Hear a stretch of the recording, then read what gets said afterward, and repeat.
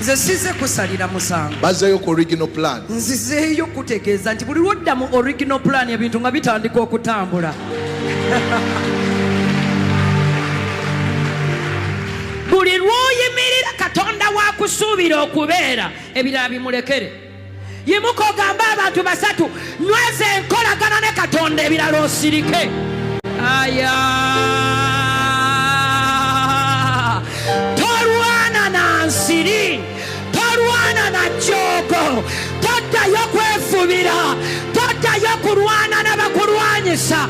Position mu katonda nkulu nnyo.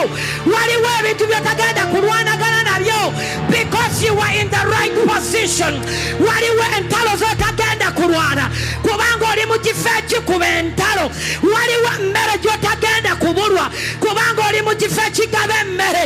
waliwo sente zotagenda kubulwa kubanga oli mu kifo ekigaba sente.